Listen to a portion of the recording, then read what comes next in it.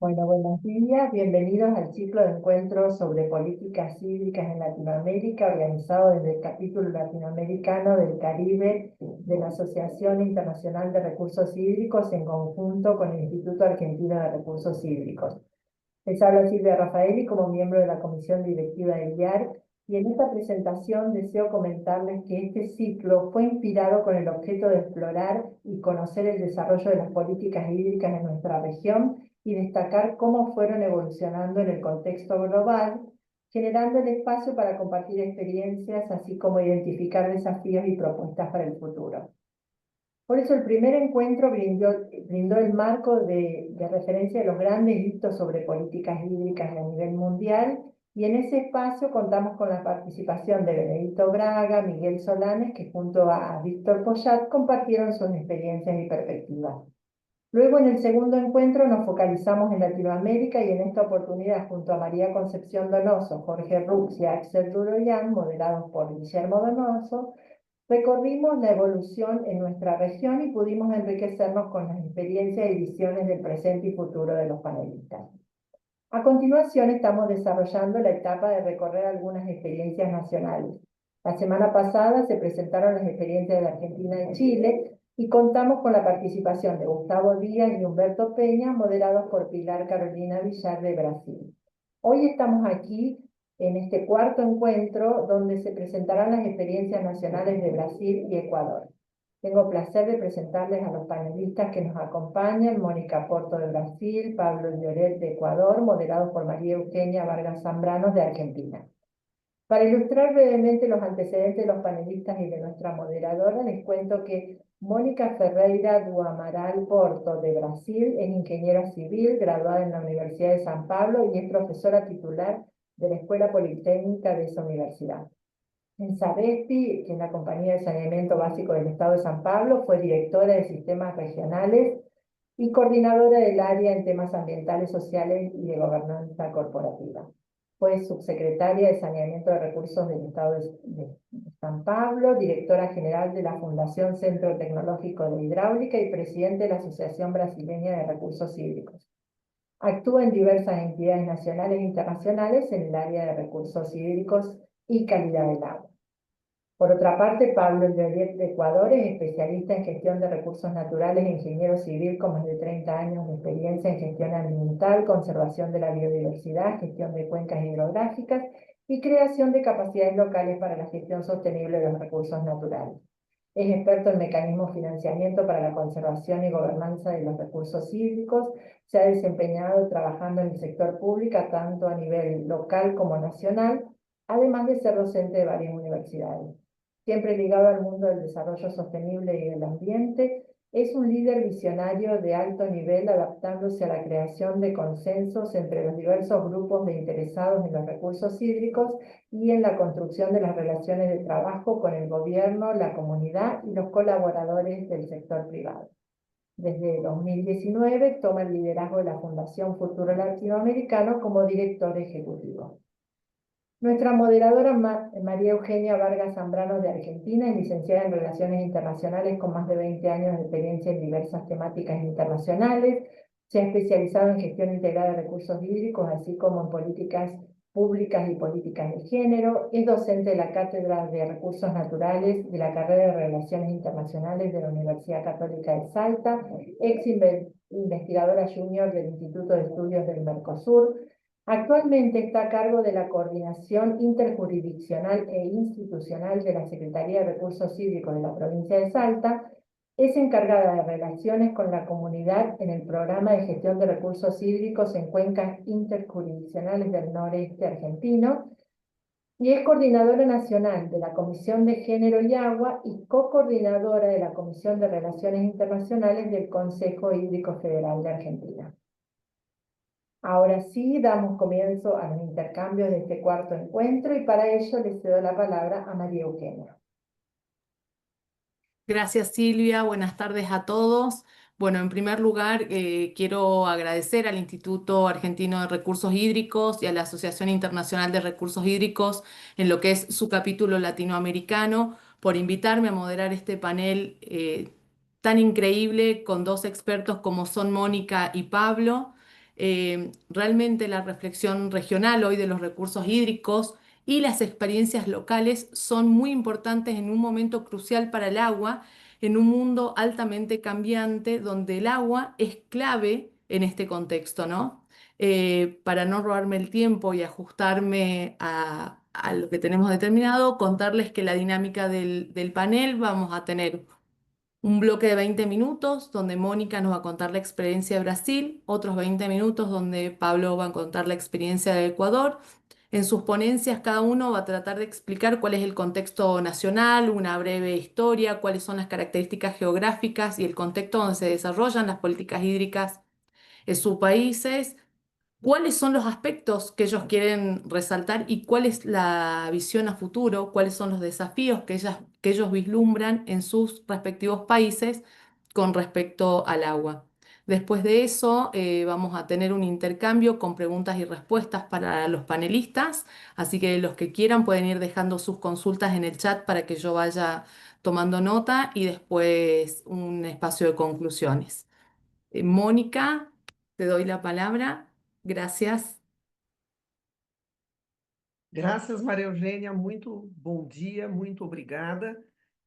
Maria Eugênia, talvez você pudesse explicar para os nossos participantes que eu vou falar em português, então talvez eles tenham que trocar a língua. Quando eu falar, eles tenham que trocar a língua de tradução.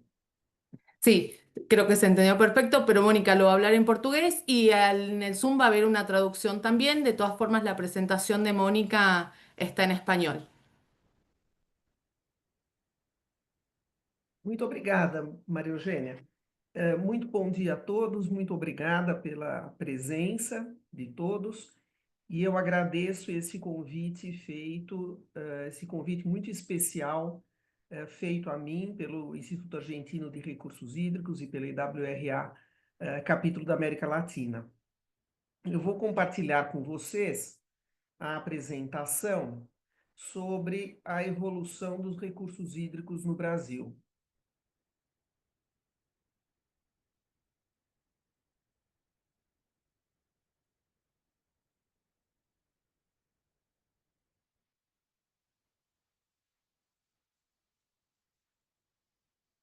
Todos veem? Está compartilhado? Sí, perfecto. Então está ótimo.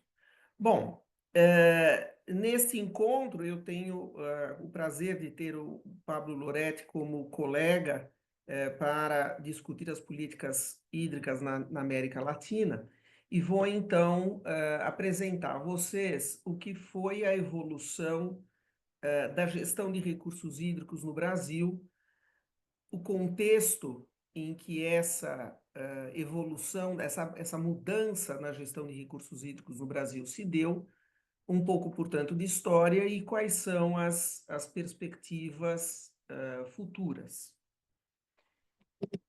O Brasil é um país que tem dimensões muito grandes. Essa eu acho que é uma característica importante que foi muito difícil de ser considerada numa única lei, como fazer uma única lei, um único sistema que conseguisse contemplar um país tão grande com diversos ecossistemas, diversos biomas, diversos níveis de desenvolvimento.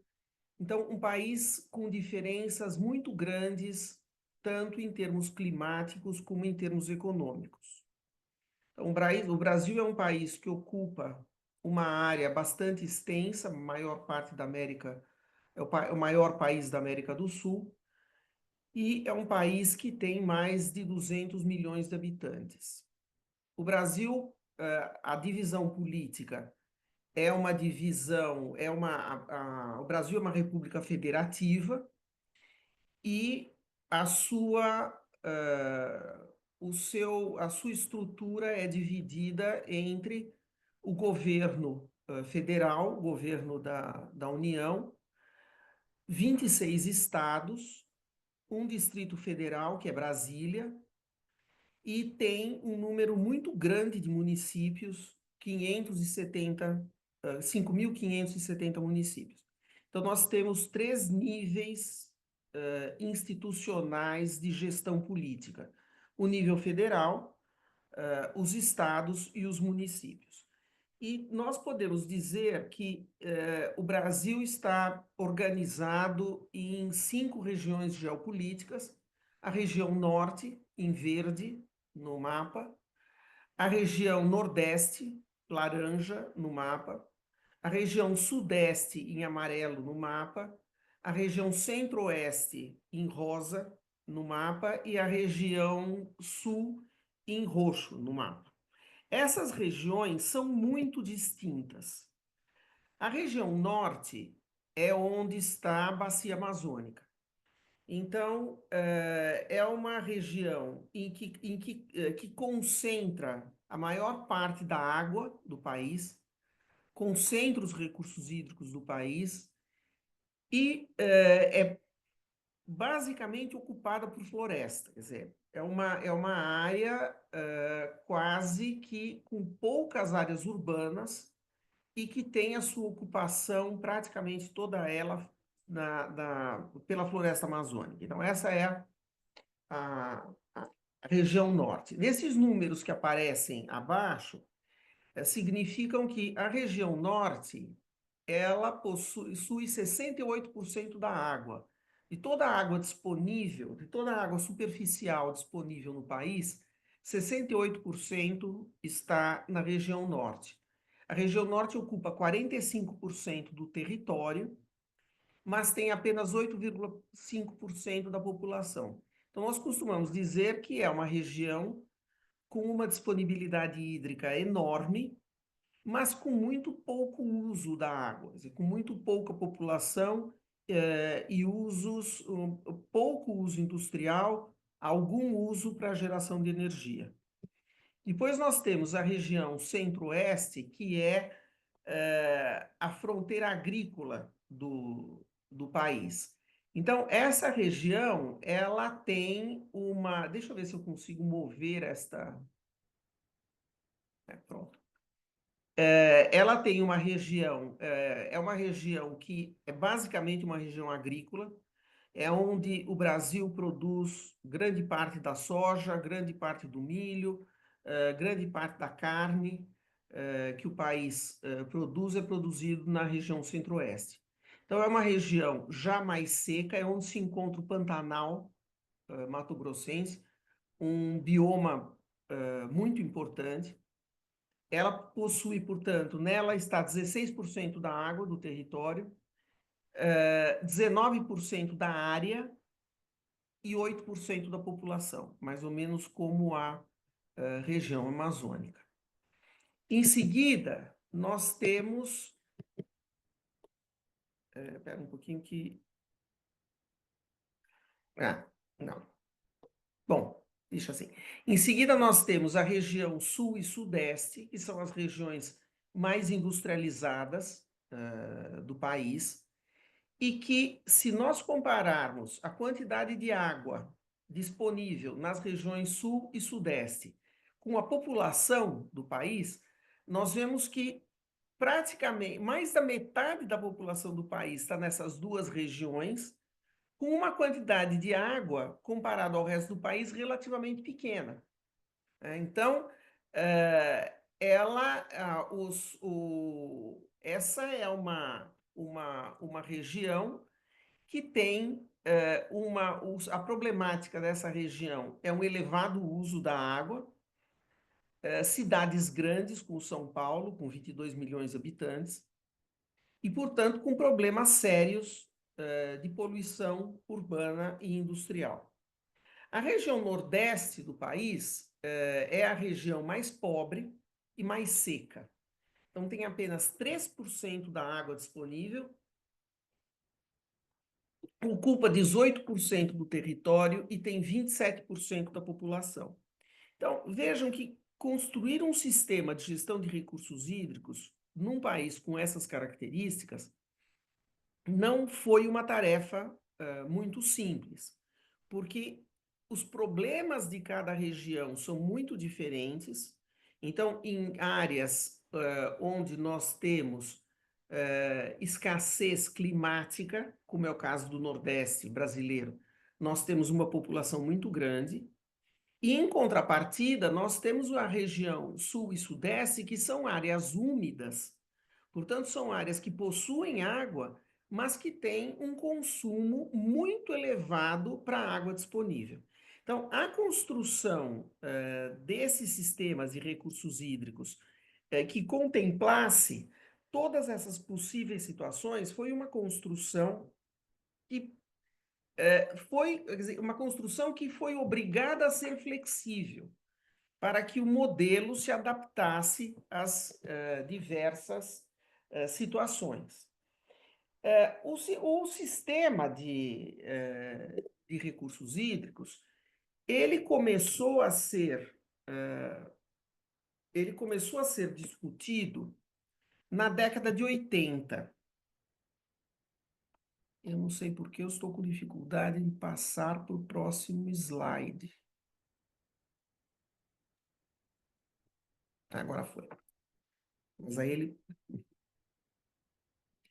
o sistema de recursos hídricos ele começou a ser construído na década de 80 e vejam que a distribuição de usos da água no Brasil não difere muito do que é mais ou menos tradicional nos diversos países. Nós temos uma predominância de uso para irrigação, 50% da água no país é usada para irrigação. Em seguida, nós temos 24% praticamente para abastecimento urbano, abastecimento da população. Depois nós temos 9,4% para indústria, 8,1% para dessedentação animal, depois 5% para termoelétrica e depois nós temos aí outros usos como mineração, abastecimento rural, outros usos menores. Então, os nossos usos principais são irrigação, muito embora grande parte da agricultura brasileira seja agricultura produzida com base na chuva, as áreas que têm irrigação, principalmente existem áreas no centro-oeste, existem áreas no nordeste de irrigação, consomem uma quantidade expressiva de água. Então, os usos não têm muita diferença da média mundial, mas essa característica de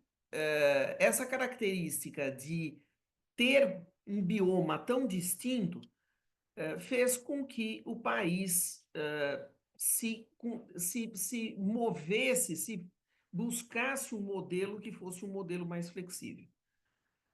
O Brasil tem um código de águas. O primeiro código de águas do Brasil foi aprovado em 1934.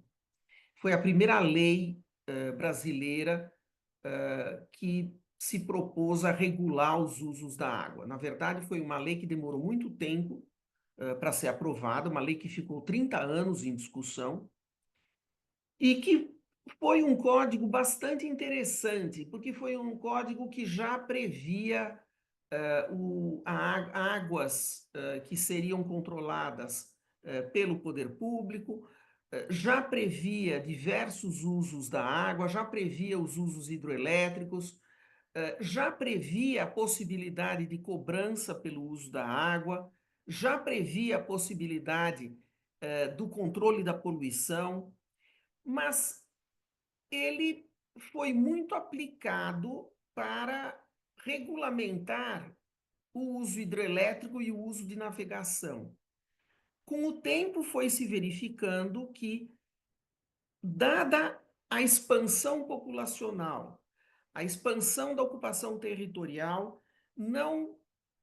o Código de Águas de 1934 não respondia mais às necessidades do país.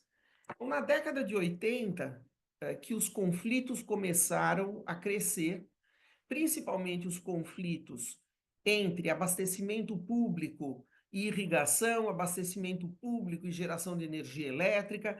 Na medida que começaram a se intensificar os problemas de poluição, das águas, se viu que esse código não respondia mais às necessidades do país e se decidiu, então, se trabalhar numa proposta de uma reforma do sistema de gestão de recursos hídricos no país. Aproveitando que nós estávamos, então, discutindo uma nova Constituição, que foi aprovada em 1988, quer dizer, com o fim do regime militar, o país estava discutindo uma nova Constituição. Essa era uma oportunidade para que um sistema novo de gestão de recursos hídricos surgisse. Então, houve um movimento muito interessante, um movimento das associações técnicas, um movimento muito da comunidade técnica, que começou a se articular e se movimentar para sugerir para a nova Constituição um modelo novo de gestão de recursos hídricos. Então, isso aconteceu no início da década de 80,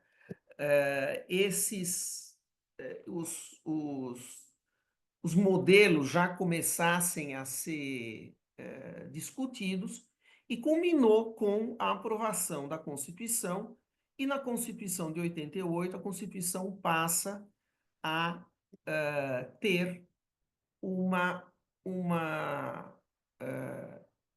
artigo específico tratando do Sistema Nacional de Recursos Hídricos. Então, a discussão nos anos 80 era sobre o que e como mudar na gestão da água no país. Houve uma série de reuniões técnicas em que essas propostas foram levadas ao Poder Legislativo. E na nova Constituição, muitos desses princípios já foram contemplados. Então, a nova Constituição, por exemplo, definiu que a água é um bem público. Não há possibilidade de ter águas, nós falamos em português, de domínio privado no país. As águas no Brasil são um bem público, as águas são de domínio público. Então, a Constituição definiu a água como um bem público, e a Constituição também definiu que o país deveria ter um sistema nacional de recursos hídricos. Então, essas duas indicações da Constituição foram as indicações que formaram, a partir daí, a partir de 1988, o sistema de gestão de recursos hídricos. Uma coisa que é muito diferente no Brasil dos outros países é essa questão de quem é a responsabilidade pela gestão da água. A água é um bem público, as águas superficiais e as águas subterrâneas são um bem público. Então, como este bem público deve ser administrado? E aí a Constituição definiu o que em português nós chamamos da dominialidade, o domínio das águas, de quem é a responsabilidade, quem deve administrar.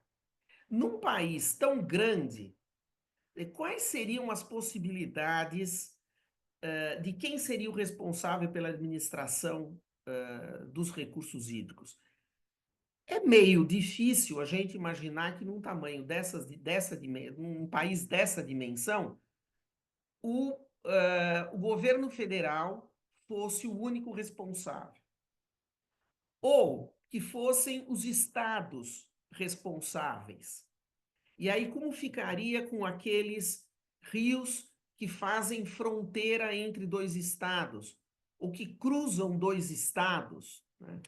Então, a Constituição Federal determinou que aqueles cursos de água que têm origem e foz, origem e final, dentro de um estado, dentro do território de um estado, este rio, este curso d'água, será administrado pelo estado. Veja que não é a bacia hidrográfica, é o curso d'água. Se o curso d'água tem início e fim, se um rio tem a sua nascente e a sua foz no mesmo estado, ele é administrado pelo Estado. A mesma coisa as águas subterrâneas. As águas subterrâneas são todas administradas pelo Estado. Então, um poço perfurado no território de um estado é o Estado que é responsável pela gestão daquela água.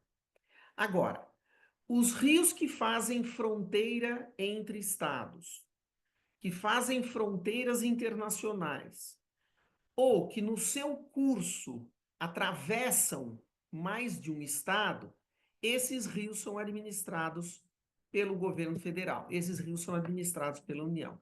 Então, essa é a configuração da gestão de recursos hídricos no Brasil. Então, todos esses rios que estão em vermelho, a administração é feita pelo governo federal. Todos os rios que estão em verde, a administração é feita pelo Estado. Agora, então nós temos rios, vocês podem observar que há rios de cor vermelha que têm afluentes, têm tributários de cor verde. Então, é uma gestão, a água no Brasil, a água superficial no Brasil, é uma gestão compartilhada entre os estados e a União. Então, essa é uma característica muito peculiar do Brasil. Não existem águas privadas, as águas são um bem de domínio público, e dependendo do curso do rio, dependendo da geografia desse curso d'água, ela será administrada pelo Estado ou pela União. É um sistema simples? Não é. É um sistema complexo. Mas eu não consigo imaginar qual seria a alternativa melhor. Não dá para a gente imaginar, como eu disse, ficar tudo na mão do governo federal, como não dá para a gente imaginar também ficar tudo na mão dos estados. Pelos conflitos que podem surgir, por exemplo, nesses rios que fazem fronteira. Então, essa é a forma como a administração vem sendo feita no Brasil. Então, vocês me desculpem, mas eu estou com um pouco de... Está demorando um pouco para passar de um slide ao outro.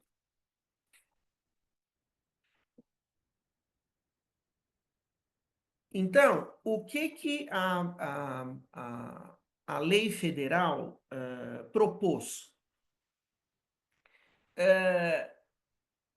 A lei, a partir da Constituição, quer dizer, 10 anos depois da Constituição, em 1997 foi aprovada a Lei Nacional. Então, a Lei Nacional, ela tem 3 objetivos.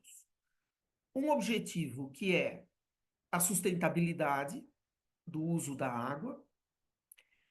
Um segundo objetivo é a gestão integrada. Então, essa gestão é integrada não apenas entre os usos da água, mas as decisões são integradas entre a sociedade civil e os poderes públicos. Então, eu vou explicar como isso é feito. Então, o primeiro princípio é a sustentabilidade, o segundo princípio é a gestão integrada, e o terceiro princípio é a ideia de promoção da segurança hídrica, de maneira a prevenir e proteger contra eventos críticos. Então, esta lei de águas, ela se aplica àqueles rios que são vermelhos, aqueles rios que são de responsabilidade da União. O que precisou acontecer? Precisou que todos os estados produzissem as suas próprias leis para que os rios que são administrados pelos estados pudessem ser gerenciados pelos estados. Então, os princípios gerais da lei nacional e das leis dos estados são todos iguais. Mónica, Diferem... aprovecho tu breve pausa, tendríamos que ir llegando a redondear, Ah, estamos tá bom. más o menos en tiempo. Tá ótimo. Sé que Então, falta lo mejor todavía. essa desculpe, porque eu tô com um problema de passar de um slide para outro. Então, os princípios que estão em todas as leis são esses: a água é um bem público, tem valor econômico, o uso doméstico é prioritário, a bacia hidrográfica é a unidade de planejamento e a gestão será descentralizada e participativa.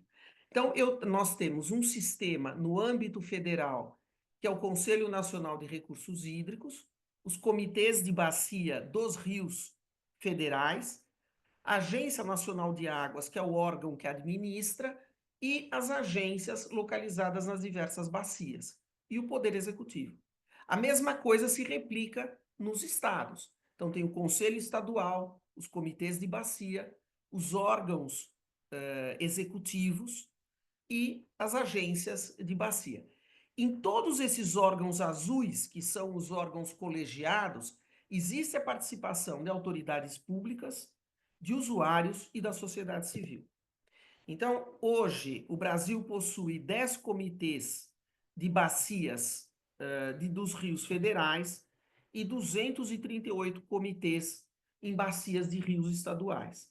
Então, vejam que esse é um sistema ainda em implantação, tem áreas muito grandes ainda do país, que ainda a gestão é feita de uma maneira mais centralizada. Então, quer dizer, como se realiza a gestão? O Brasil possui, a lei prevê, em primeiro lugar, que cada bacia hidrográfica precise ter um plano de recursos hídricos, cada estado precisa ter um plano de recursos hídricos e o país tem um plano de recursos hídricos. Então, isso é a primeira coisa. Depois, todo o uso da água precisa ser autorizado. É um instrumento que a gente chama de outorga. O uso da água pode ser cobrado. Há uma aproximação da área ambiental no controle da qualidade dos rios e ao Sistema Nacional de Informação. Então, esse é todo o arcabouço técnico que vem sendo desenvolvido. Então, para a gente ter um número aproximado aí do tamanho que isso significa, hoje existem 200 mil interferências. Isso pode ser uma captação de água, um lançamento de efluentes. Existem 200 mil interferências que são autorizadas no país como um todo, e também, mesmo interferências que sejam muito pequenas, que a gente chama de insignificantes, também precisam estar cadastradas. Isso, nós imaginamos que isso representa a metade daquilo que efetivamente ocorre no país. Então, esse é algo em andamento também. A cobrança pelo uso da água também é uma coisa que avançou muito no país nos últimos anos. Então, nós temos, em 2022, as bacias federais arrecadaram 138 milhões de reais e as bacias e os rios estaduais arrecadaram 460 milhões de reais. Então, vocês vejam que é um valor que vai crescendo e esse recurso é integralmente aplicado na bacia hidrográfica que gerou o recurso. Então, essa é uma característica do sistema que está em andamento. Maria Eugênia, ele não me ajuda a ir mais rápido. Ya estaríamos más o menos en tiempo, así que Faltam te poucos puedo- slides.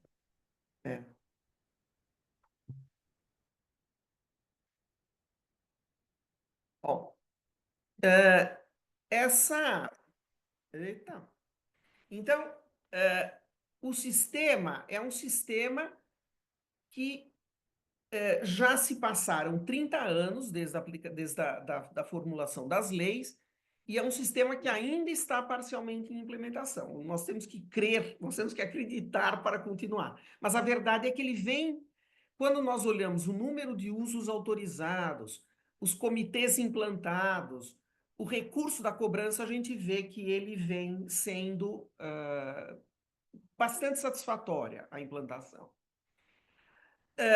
A organização dos órgãos colegiados, os conselhos nacionais, estaduais e comitês de bacia continua sendo muito difícil. É muito difícil a decisão, muitas vezes, essa decisão é uma decisão que demora, mas, no geral, eles têm funcionado bem. O Brasil tem um problema muito sério de saneamento básico. Então, o novo marco legal do saneamento exige que até 2033 o Brasil esteja universalizado em termos de atendimento. Então, hoje o país conta com 88% da população abastecida com água, isso precisa chegar a 99%. O Brasil hoje tem apenas 62% da população atendida com rede de esgoto, isso precisa chegar a 90%. E só 52% do esgoto é tratado, isso precisa chegar a 90%. Então, esse é um desafio de investimento muito sério e que possivelmente ele é o grande tema que vai ocupar o sistema de gestão de recursos hídricos nos próximos 10 anos. Então, esse é um ponto, é um desafio para o futuro. E eu acho que o outro desafio é o novo momento que nós vivemos. Então, com a questão das mudanças climáticas, com a questão dos eventos extremos, o sistema vai ter que ser capaz de responder a isso. Como nós vamos responder a isso? Em termos de planejamento e em termos de instrumentos de gestão para fazer frente a esse desafio. Então, termino por aqui. Maria Eugênia, muito obrigada e estou à disposição. Gracias, Mónica. Excelente tu presentación. Tenemos preguntas en el chat, pero que lo vamos a hacer sobre el final. Y también felicitaciones por tu presentación que está dejando la gente acá en el chat. Para no demorarnos, después las preguntas las vamos a hacer todas juntas cuando yo haga el resumen. Así que le voy a dar el paso a Pablo para que haga su presentación sobre Ecuador. Muchas gracias. Muchísimas gracias, María Eugenia. No sé si se puede ver la presentación. Todavía no. Dice que has comenzado a compartir, pero no lo Creo que va podemos. lento.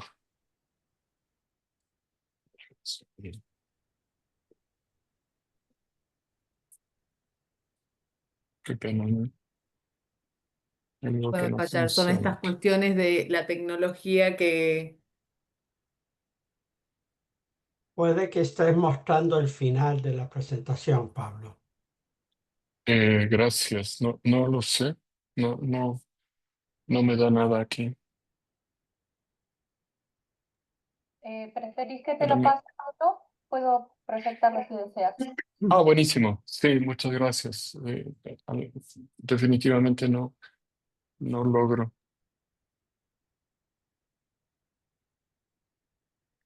Necesito que dejes de compartir y yo ya subo la A ver, presentación. sí, es que no me responde tampoco esto. Un segundo, aquí. Ya, ahí, perfecto.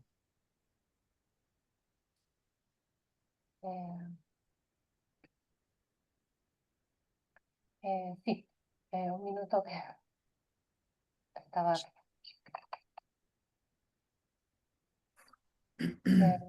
no se podía bajar, así que la voy a proyectar directamente desde aquí. Un minuto, por favor. Ahora no les veo. Sí. Entonces, aquí los tengo a todos. Compartir. Me dicen si lo pueden visualizar.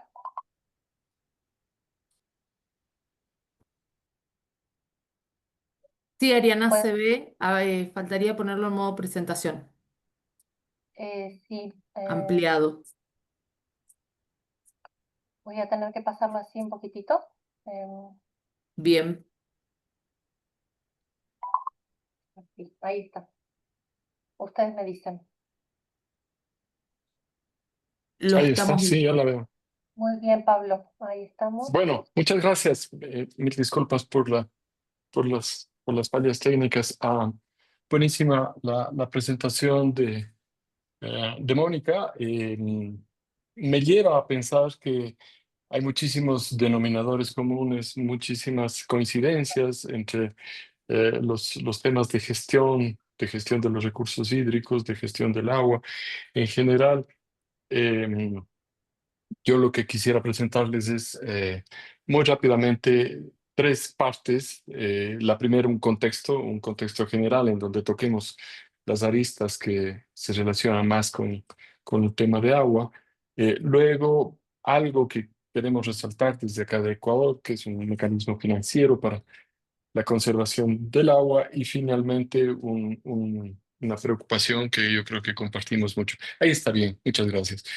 Ecuador, al contrario de Brasil, es uno de los países más pequeños de Sudamérica. Apenas tenemos 17,5 millones de habitantes, con una característica que vale resaltar, y es que actualmente el 85% de esa población estamos asentados en los conos urbanos, es decir, una población que está en las ciudades, y tan solo el 15% está en el campo.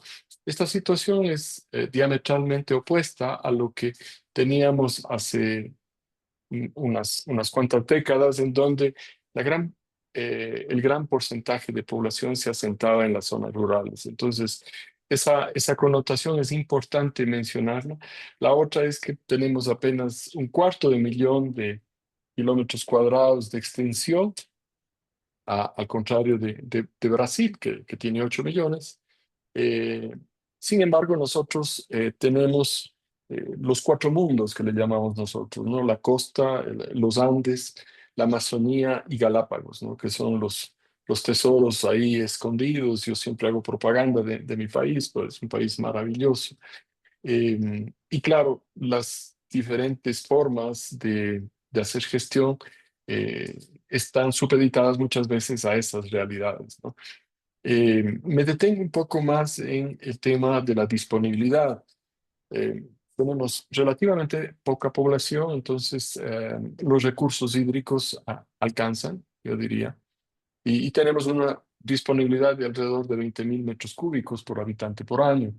Todos sabemos que los picos están en Paraguay, con la disponibilidad más alta por tener la confluencia de tantos ríos y una población relativamente pequeña.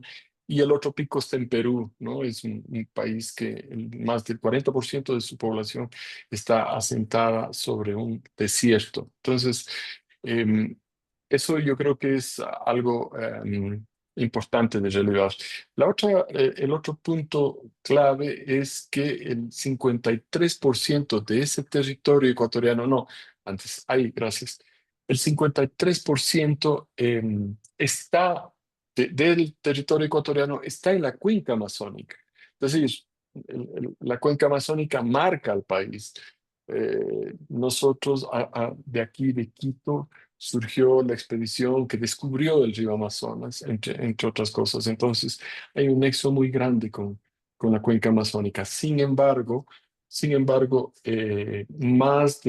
cerca del 90% de la población está en los Andes y en la costa, ¿no? Hay una población muy pequeña en la cuenca amazónica. Eso lleva, entre otras cosas, a que se han recurrido a trasvases de la cuenca amazónica hacia las cuencas pacíficas. El caso de Quito es emblemático. Quito, como capital, como distrito metropolitano, capital de la República, abarca prácticamente a 4 millones de habitantes que se abastecen en más del 80% de aguas de la cuenca amazónica, es decir, aguas que normalmente van hacia el Atlántico, se las trasvasa hacia el Pacífico, ¿no? Entonces, ahí lo dejo sobre la mesa porque hay muchas connotaciones a esos trasvases continentales de agua en términos sociales, en términos ambientales, en términos económicos, ¿no?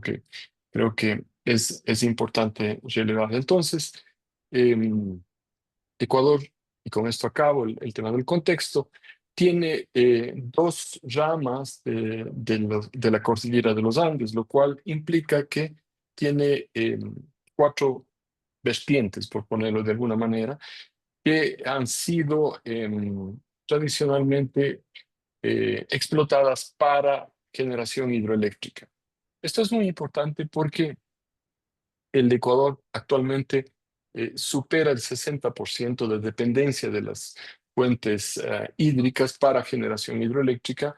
Y claro, veremos más adelante en el momento en el que las fuentes hídricas fallan, los problemas derivados de eso, como sequía, como abastecimiento de agua para consumo humano, para riego, en fin, hay que añadirle una que es fundamental, que es el consumo para hidroelectricidad. El año pasado tuvimos una crisis, bueno, compartida con algunos países de la región, con Colombia, con Perú, una crisis energética muy seria que prácticamente paralizaba el país todos los días. Entonces, esa connotación yo creo que es importante. Adelante, por favor. En cuanto al marco normativo, al marco jurídico, es al igual que Brasil, que Bolivia, que los países de la región, nosotros tenemos una ley de aguas que data del año 1960, fue reformada y yo diría, como ponía Mónica, hay un cambio de paradigmas a partir de la Constitución del 2008, ¿no? Porque a partir del 2008 bueno, se reconoce, entre otras cosas, junto con Bolivia, los dos países líderes en reconocer los derechos de la naturaleza y claro, el agua es una parte consustancial de esa naturaleza y de esos derechos. Y ahí hago un paréntesis para comentarles que en esa línea de reconocer a la naturaleza como poseedora de derechos, eh, es complejo los procesos que se dan.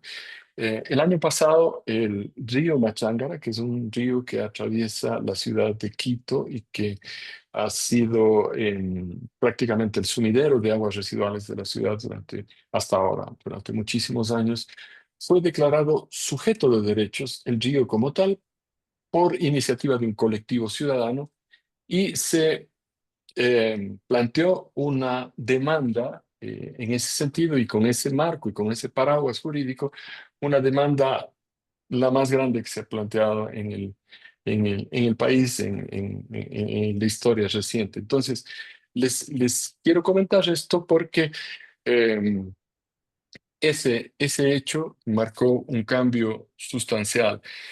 Antes se hacía la concesión de derechos de uso y luego de la Constitución se hace una autorización de uso del recurso hídrico, por lo tanto el recurso como bien público pasa a ser administrado en su totalidad por el Estado. Entonces, eh, esa es una parte muy importante.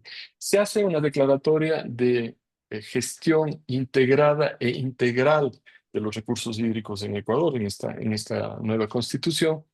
Eso significa, ustedes lo saben mejor que yo, el manejo integral del recurso hídrico que asegure la protección de las fuentes, un uso óptimo del recurso y un tratamiento de las aguas residuales. Y en cuanto a lo integrador, digamos, esta constitución hace un tema mandatorio con una mesa alrededor del agua en donde esté lo público, lo privado y lo comunitario. Es decir, los usuarios del agua tomando decisiones alrededor del recurso. Creo que es lo más importante en esa nueva constitución. Adelante, por favor. Esto suena maravilloso, sin embargo, en la práctica es extremadamente difícil llevar adelante esa gestión. He puesto un listado muy pequeñito de los sectores que están involucrados con la gestión del recurso hídrico en donde, claro, el tema agua estuvo en un Consejo Nacional de Recursos Hídricos, previamente un Consejo de Riego, luego eso se convirtió en una secretaría con rango de ministerio, la Senagua, y luego esa fue absorbida por el Ministerio de Ambiente, Agua y Transición Ecológica, lo cual les da una idea, y me imagino que en el resto de países de la región habrán pasado por esos avatares, ¿no? De un lado a otro. Entonces, en este momento está ubicado en el Ministerio de Ambiente, pero también hay una subsecretaría espejo casi en el Ministerio de Agricultura, una subsecretaría de Riego. Los gobiernos autónomos descentralizados, los municipios, como se les conoce en muchos sitios, están a cargo del abastecimiento de agua para la población. Entonces tienen esa responsabilidad, esa competencia. Y los gobiernos provinciales, eh, que abarcan el territorio, nosotros tenemos 24 provincias, están encargados de ejecutar el tema riego. Entonces, estamos también con una autoridad de regulación del recurso agua, incipiente, apenas tiene pocos años de funcionamiento, eh, y todo eso debería funcionar de acuerdo a las relaciones reales con las comunidades, que son las que están usualmente en la protección, en la conservación de las cuencas hidrográficas, en las partes altas, en las zonas de recarga, en fin. Y ahí tenemos algo más de 10.000 organizaciones comunitarias. Entonces, intentar que un gobierno con estas ramas de municipios, consejos provinciales, gobierno central, agencias de regulación, coordine con 10.000 organizaciones y además con el sector privado, es sumamente complejo, ¿no? Y eso yo creo que es una muestra de lo que está pasando. Adelante, por favor.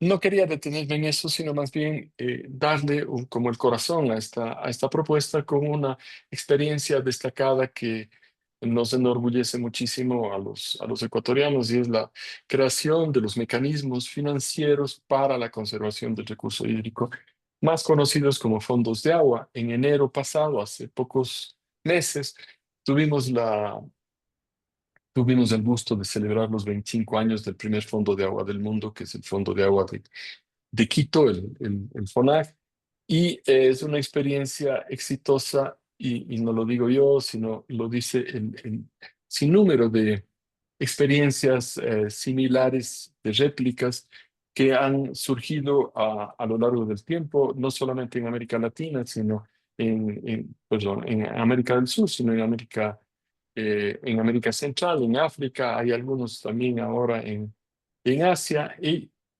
básicamente un fondo de agua es un mecanismo financiero, es una alcancía que está puesta al medio de la mesa, en donde los usuarios del agua van depositando sus aportes para destinarlos a un objetivo muy claro, que es garantizar, si se puede garantizar, colaborar a que la disponibilidad hídrica se mantenga, ¿sí? Tanto en calidad como en cantidad, y obviamente en acceso a esa disponibilidad. Adelante, por favor. Estoy por terminar. En la región, nosotros como Fundación Futuro Latinoamericano hacemos como de Secretaría Técnica de 10 mecanismos de estos, que abarcan desde Cúcuta, Medellín, Bogotá, Quito, Ambato, Cuenca. Les estoy poniendo las ciudades en esos fondos de agua, que puede ser un poco más fácil para ubicarse, hasta Perú. Entonces, estos mecanismos financieros han creado una plataforma andina de fondos de agua, una plataforma andina de mecanismos financieros que tienen muchísimas cosas en común. Y en conclusión de esta experiencia, les quiero decir que las iniciativas desde el sector privado y comunitario como estas tienen muchísimo éxito, ¿no? Yo les ponía el panorama complejo de coordinar entre lo público, lo privado, lo comunitario, Pero aquí hay una experiencia, no pero, sino hay experiencias exitosas, muy exitosas, que logran por lo menos la primera parte de ese ciclo integral de los recursos hídricos, que es la conservación del agua, ¿no? La conservación de las fuentes. Adelante, María Eugenia, por favor. Con esta termino. ¿Cuáles son los desafíos en Ecuador? Y me atrevo a decir en los países de la región, porque tenemos como la temperatura de lo que está pasando tanto en Colombia como en Perú, en Chile, en fin. Tenemos el cambio climático, como les decía, la presentación de eventos extremos como las sequías del año pasado son muy preocupantes. Lluvias con poquísima duración y altísima intensidad es el otro indicador muy, muy grande. Evidentemente, el fenómeno del niño para los países que estamos en el, en el Pacífico es un tema que cada vez de manera recurrente nos preocupa. Entonces, lo segundo es que eh, ojalá hubiesen más iniciativas para asegurar la disponibilidad hídrica, ¿no? Calidad, cantidad, acceso, todo el marco normativo, el marco jurídico. Nos centramos mucho, yo creo que ese es un punto que acá por lo menos se le da muchísima importancia a la protección de las fuentes de agua, a la conservación, restauración, mantenimiento de las fuentes de agua, ¿no? Tenemos problema con la provisión de servicios de agua. Como decía Mónica, acá en Ecuador la situación es igual o peor. Tan solo un 6 o 7% de las aguas residuales urbanas tiene tratamiento, y eso en una de las ciudades, en Cuenca. El resto no tiene tratamiento, entonces imagínense lo que eso significa. Y finalmente, el último capítulo de la temporada es la institucionalidad, ¿no? ¿Cómo lograr ese acercamiento entre lo que dice la ley, lo que dice la Constitución, y lo que se hace en la vida real, en la vida práctica? Creo que hay una más, y con eso terminamos. Sí, estamos. Eso, muchísimas gracias por su atención. Muchísimas gracias, Pablo. Excelente, la verdad, dos expositores de lujo en este cuarto encuentro. Me toca la difícil tarea de tratar de hacer una pequeña recopilación, mientras tanto los asistentes nos van dejando las consultas tanto para Mónica como para Pablo. Bueno, de lo de Mónica, destacar un poco lo primero que impacta realmente cuando uno ve el mapa de Brasil es la gran extensión territorial Mm, y cómo los dos principales usos a los que está llevando adelante Brasil es 50% para irrigación y un 24% casi para abastecimiento urbano. Me impactaba que de la variedad de usos, estos dos se llevan la mayor cantidad de distribución de agua, ¿no? Y que el punto de inflexión en lo que han sido las políticas y las legislaciones en Brasil vinieron determinados por los conflictos de este crecimiento en los que han sido los distintos usos del agua. Luego en Brasil, Mónica nos planteó que es un bien público a partir de la Constitución del 88, y eso también me parece súper importante, y que 10 años después siguen trabajando tres cosas centrales como son la sostenibilidad, la seguridad y la gestión integrada de los recursos hídricos. Entre los principios que nombró Mónica, estaba que el agua como un recurso finito con valor económico. Esto es algo central porque hoy la mayoría de los países en Latinoamérica están empezando a trabajar lo que es valor económico del agua y a nivel internacional también. El uso doméstico del agua como una prioridad y también la gestión de las cuencas, ¿no? En una dinámica federal como tiene Brasil, al igual que Argentina, es algo no sencillo y también es un desafío. Y luego Mónica nos planteaba entre sus desafíos como me quedo con dos centrales. Uno, que era adaptar la planificación, que es algo muy importante y central, y también las acciones con el objetivo de reducir los eventos extremos, ¿no? Y a hacer este acompañamiento.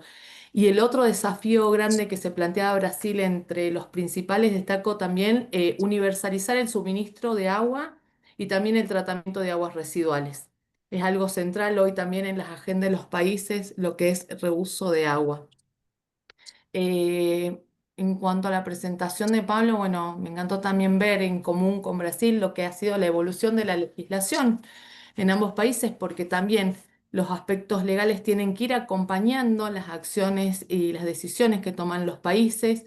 La experiencia está tan importante de Ecuador, de los fondos de agua. Me encantó cuando Pablo dijo, bueno, los cuatro mundos, mostrar los cuatro mundos, la disponibilidad del agua en Ecuador.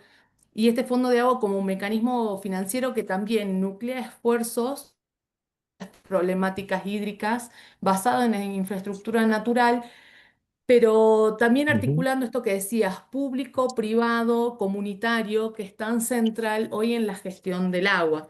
Y entre los desafíos, creo que en eso coincidan también con Brasil, ¿cuál eran, bueno, el cambio climático, los eventos extremos, asegurar la disponibilidad hídrica para los países, la restauración, la protección? Algo que me encantó, porque yo soy institucionalista también, la institucionalidad y cómo esta institucionalidad tiene que estar acompañada de la modernización del sector hídrico y algo central que hablabas recién, que las iniciativas tengan que ver con la calidad, pero también en las áreas que son nexos con el agua, como la energía y la seguridad alimentaria, ¿no? Me parece que han estado temas muy centrales en la exposición de Mónica y Pablo, que tienen que ver con estas realidades de nuestros países de Latinoamérica. Voy a, no voy a robar más tiempo, voy a ir al chat. Voy a empezar con un par de preguntas que anoté para Mónica.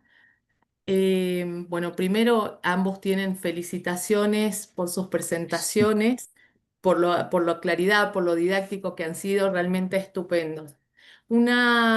Tengo cuatro preguntas para Mónica. Una es cómo resuelven los temas de aguas subterráneas, de aguas compartidas, como un ejemplo de contaminación. Otra pregunta que está es si la ABR de Brasil sigue siendo tan activa como fue en los años 80.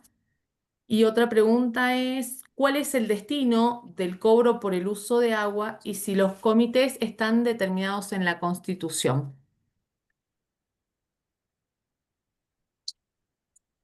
Graças, Maria Eugênia. Bem, a questão das águas subterrâneas, nós temos tido uma participação importante da Agência Nacional de Águas no sentido de promover estudos sobre os aquíferos e também criar uma rede de monitoramento dos aquíferos. Então, os aquíferos são muito grandes, nós ainda não temos casos de competição entre os estados, né, pelos aquíferos, e há um movimento muito grande de intensificar os estudos e o monitoramento para detectar essas eventuais interferências. Se isso acontecer, quer dizer, se houver uma interferência de um estado em outro e houver uma situação de conflito, a discussão desse conflito é remetida, vai para o Conselho Nacional de Recursos Hídricos. Nós não tivemos ainda situações como essa, mas caso haja, essa discussão passa para o Conselho Nacional de Recursos Hídricos. Com relação à Associação Brasileira de Recursos Hídricos, Nil, muito obrigado pela pergunta. A BRH continua ativa. É uma outra geração, hoje uma BRH com diretores muito mais jovens, né? Uma outra associação, os antigos continuam ativos também, mas continua realizando seus simpósios e tem uma representação. A BRH tem tido uma representação em todas essas instâncias. Ela tem um assento no Conselho Nacional de Recursos Hídricos, tem assento em vários conselhos estaduais de recursos hídricos e comitês de bacia. Então, a BRH permanece sendo uma associação técnica muito ativa. E com relação aos comitês, a Constituição apenas diz, ela não fala de comitês, ela fala apenas da criação de um sistema nacional de gerenciamento. Quem fala dos comitês são as leis, tanto a lei federal como as leis estaduais. E na grande parte das leis, nas leis federais, nas leis estaduais, é prevista a existência do comitê, mas a lei não define qual é o comitê, qual é o limite da bacia que é a unidade de gestão. Isso é feito normalmente pelos conselhos estaduais e pelo Conselho Federal, sempre a partir de uma demanda. Existe uma região que se percebe que os problemas estão se agravando e naquela região, então, se determina um comitê. Nesse sentido, é muito bom que a lei seja flexível e não defina os comitês. Apenas a lei de São Paulo definiu os comitês. As outras leis não definiram, porque dá a oportunidade da definição da área geográfica a ser gerida, ser exatamente a área com mais problemas, né? Então, as leis prevêem apenas a existência, mas não qual é o território do comitê. E com relação ao recurso da cobrança, o recurso da cobrança é aplicado sempre na própria bacia que o gerou, e quem decide no que aplicar o recurso é o próprio comitê da bacia. Então, esses recursos podem ser aplicados em obras de saneamento, em obras de drenagem, em estudos, em monitoramento, mas é sempre o comitê da bacia geradora de recurso quem decide. Acho que era isso, não, Maria Eugênia? Muito obrigada. Gracias, Mónica. Creo que han sido contestadas las preguntas que estaban para vos y tengo 4 preguntas para Pablo, todas muy vinculadas al fondo de agua. La primera consulta es si los fondos de agua son regulados o son voluntarios y si existe participación de las hidroeléctricas en los fondos de agua. La segunda consulta es ¿para qué se utilizan los fondos recaudados? Por ejemplo, si es para ayudar a productores. Una tercera pregunta está vinculada a cuándo se creó el Fondo del Agua de Quito y qué problemas abordaron a través del Fondo de Agua. Y una última pregunta es cómo se controla, cómo se cobra y quién maneja institucionalmente el Fondo del Agua. Buenísimo. Gracias, María Eugenia. A ver, comienzo por el último. El Fondo de Agua de Quito fue creado en enero del 2000, la peor época para crear un fondo de agua, porque se basa en un fideicomiso finalmente es un fondo de confianza, y nosotros veníamos de una crisis financiera del 98, 99 muy fuerte en el país, una especie de corralito ecuatoriano, en donde los principales bancos y financieras colapsaron. Tanto así que en enero del 2000, cuando se crea el fondo, todavía manejábamos el sucre, nuestra moneda, y al final del año, ese año fue de transición, se maneja el dólar hasta ahora. Entonces, es una época compleja. El fondo nació por la iniciativa de solucionar este problema de proteger las fuentes de agua. Básicamente, Quito se quedó ya sin fuentes de agua por gravedad. Tuvo que recurrir en los 90 a los trasvases de agua amazónica, y había la necesidad de proteger esas fuentes. Entonces, se recurrió a la figura de los que se conocían como fondos ambientales, que había en Profonante, por ejemplo, en Perú, o el Fondo Ambiental aquí, el Fondo Ambiental Nacional en Bolivia, pero con una dedicación casi exclusiva al tema del agua.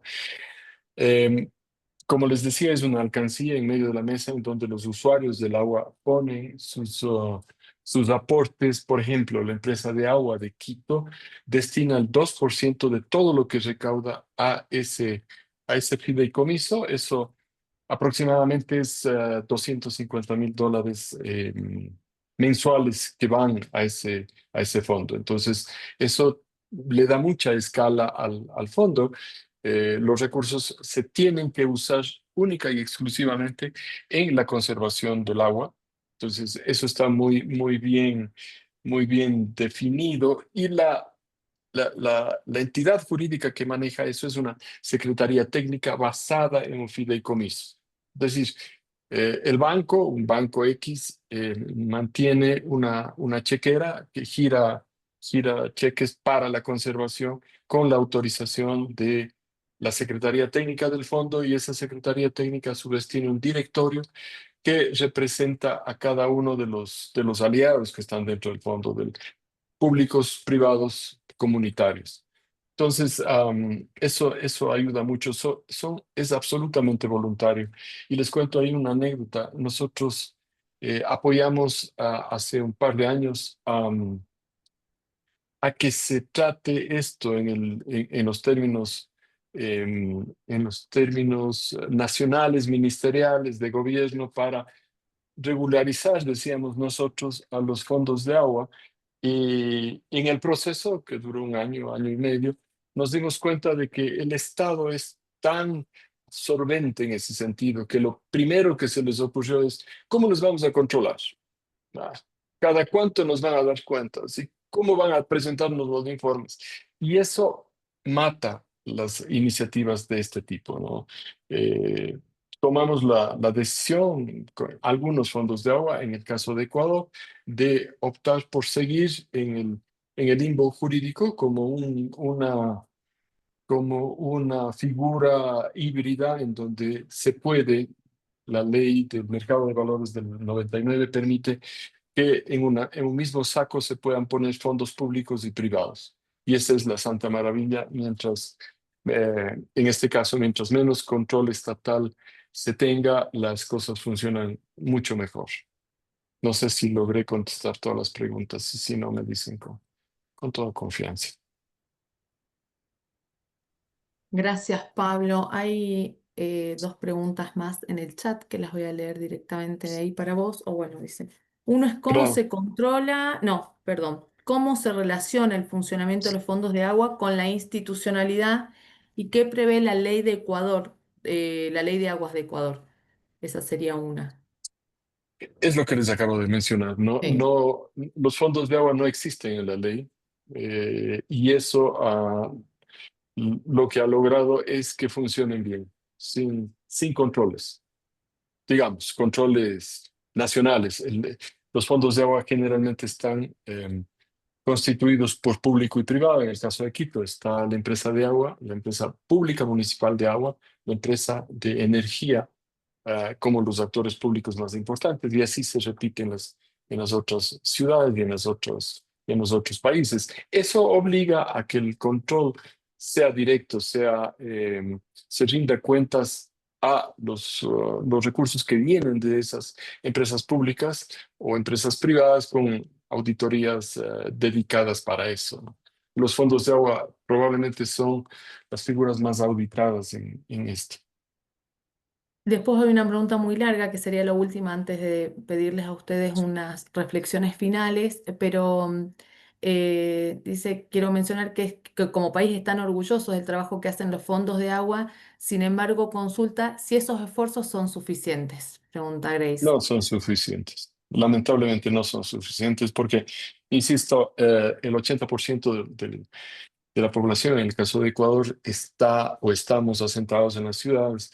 Y ese 80% es el que debería contribuir en su totalidad, me refiero, no solamente el caso de Quito, de Cuenca, debería contribuir a que exista esta figura de mecanismo financiero que garantice el cuidado y la provisión de agua para varios usos, ¿no? Entre esos el uso humano.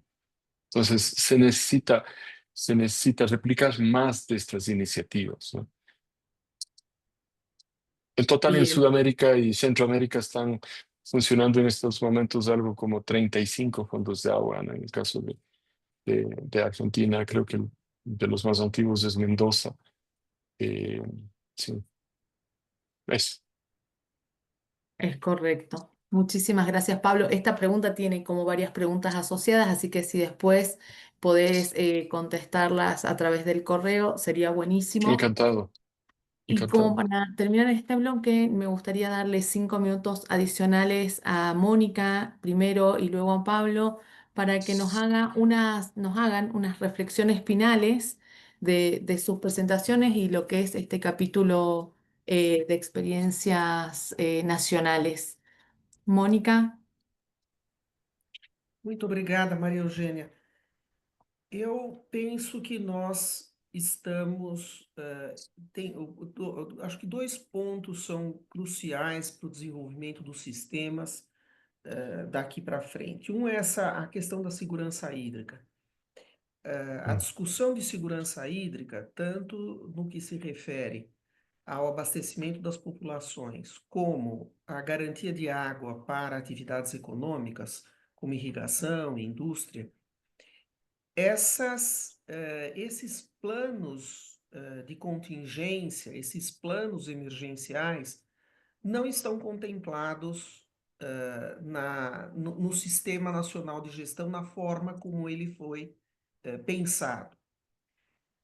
Os planos agora precisam ser adaptados a essas novas demandas de segurança hídrica. Mas não é só isso. Os próprios instrumentos de gestão terão que ser adaptados a essas questões dos eventos extremos. O que eu me refiro, por exemplo? As autorizações de captação, as autorizações de uso da água. No caso de eventos extremos, como lidar com isso? Como fazer a alocação de água quando você tem usos autorizados e, de repente, você tem uma seca que não comporta todos os usos? Como se cria esse sistema de filas? Quer dizer, como se cria esse incentivo para a redução do consumo e tudo isso? Então, eu acho que esse tema de segurança hídrica é um tema que vem tomando força. Nós tivemos no Brasil, em 2023 e 2024, secas na Bacia Amazônica, por exemplo, secas muito importantes na Bacia Amazônica. Em 2014 e 2015, nós tivemos uma seca muito severa em São Paulo. Essa seca se repetiu depois em 2021 em São Paulo. Então, há fenômenos extremos de seca que vêm acontecendo e a lei foi proposta numa época em que esse tema não estava sobre a mesa. Então, eu acho que esse é um tema que vai exigir muita adaptação do sistema de gestão de recursos hídricos. E também a questão de como lidar com esses órgãos colegiados, essas instâncias participativas, naqueles lugares do país onde ou as populações são muito esparsas, são muito pequenas, ou ao contrário, como no caso de São Paulo, onde o uso da água é muito concentrado e os conflitos são muito frequentes. Então, também há uma adaptação aí a ser feita no próprio papel dessas instituições que são órgãos colegiados. Então, acho que esses temas serão temas que deverão tomar o cenário dos próximos anos. Muito obrigada pela oportunidade de participação, fiquei muito feliz. Muito obrigado.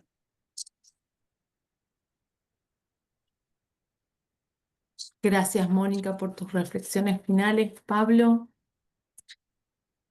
Muchas gracias, María Eugenia. No puede haberlo dicho mejor, Mónica. Sus conclusiones y sus argumentos son extremadamente válidos y los comparto plenamente.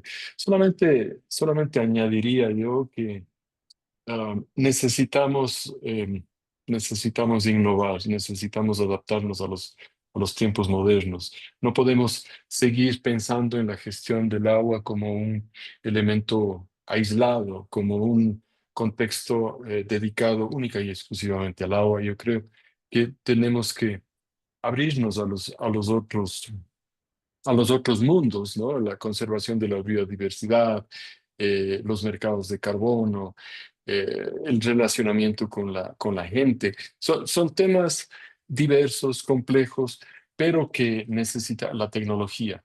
El uso de la tecnología yo creo que es fundamental.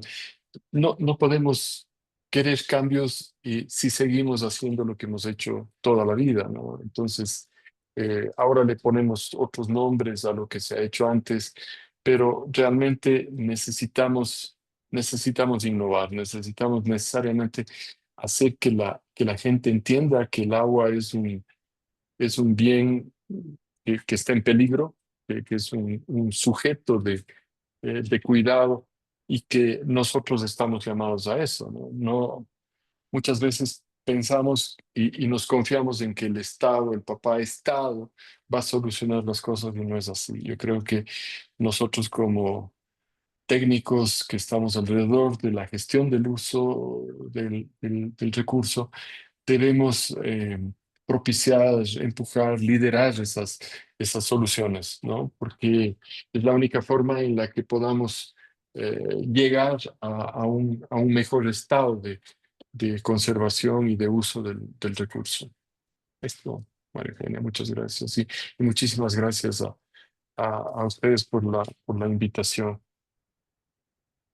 Realmente, muchísimas gracias, Pablo. La verdad que dos reflexiones muy profundas, muy contundentes en este cierre, lo que son estos dos encuentros de experiencias de países, ¿no? Tuvimos en el encuentro anterior la experiencia de Chile y Argentina, hoy la experiencia de Brasil y la experiencia de Ecuador donde podemos encontrar similitudes, pero también diferencias, y vemos que el objetivo del encuentro principalmente que es intercambiar, ¿no? Estas experiencias es para promover mejores prácticas políticas en la gestión del agua a nivel regional.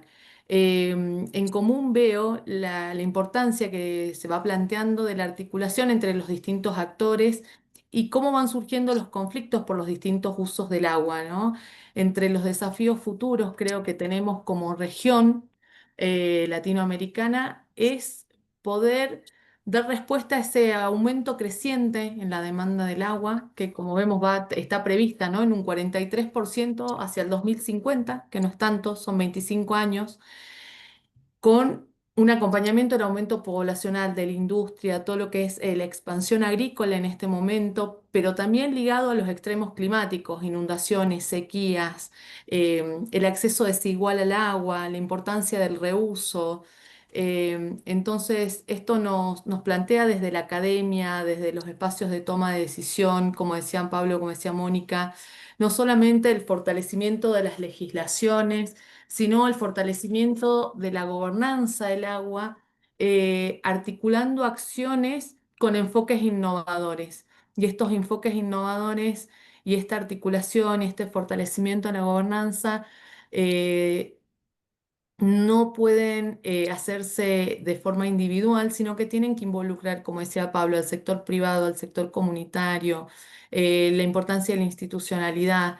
Así que nada, creo que la cooperación es una de las claves de esta gobernanza del agua y de los desafíos que nos presenta hoy el recurso hídrico en la región con las distintas realidades que tenemos como países, ¿no? Así que también de vuelta agradecer este espacio como moderadora y bueno, nos vamos pensando en muchas cuestiones, pero nos queda un encuentro más, Silvia. Sí, sí. Muchas gracias, María Eugenia. Bueno, así hemos completado en este modo el cuarto encuentro del ciclo de políticas hídricas en Latinoamérica, con estas experiencias de Brasil y Ecuador, y agradeciendo a Mónica y Pablo su generosidad al compartir sus conocimientos. En el chat también todas hemos tenido un montón de referencias, y con esta excelente moderación de María Eugenia. Así que mil gracias a los tres y también a todos los participantes que nos acompañaron. Esperamos que este cuarto encuentro haya sido de interés y deseamos invitarlos para reunirnos nuevamente el próximo miércoles, que será el último evento de este ciclo, el miércoles 28 de mayo a las 12 horas. Y este evento incluirá un resumen de los 4 primeros encuentros, que estará a cargo de Lilian del Castillo, Y después incluirá la visión de futuro que estará a cargo, primero por Pablo Bereciartúa como presidente del Comité Directivo de la Asociación Mundial para el Agua, la GWP, y también tendremos como panelista a Sofía Corradi, que es una delegada juvenil por las Américas en el Consejo Mundial del Agua. Y por supuesto para el cierre, a cargo de Víctor Poyat, quien compartirá estas reflexiones finales sobre el ciclo y sobre este ciclo de políticas hídricas de Latinoamérica. Así que bueno, los esperamos. Nuevamente muchas gracias por la participación y que estén bien. Gracias, hasta luego.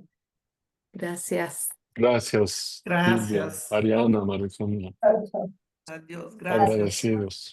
Gracias, Pablo. Muchas gracias, Eugenia. Un placer. Pueden escribirnos quienes hayan quedado en la sala y están interesados en el último encuentro, nos escriben, se ponen en contacto también con la asociación. Muchas gracias.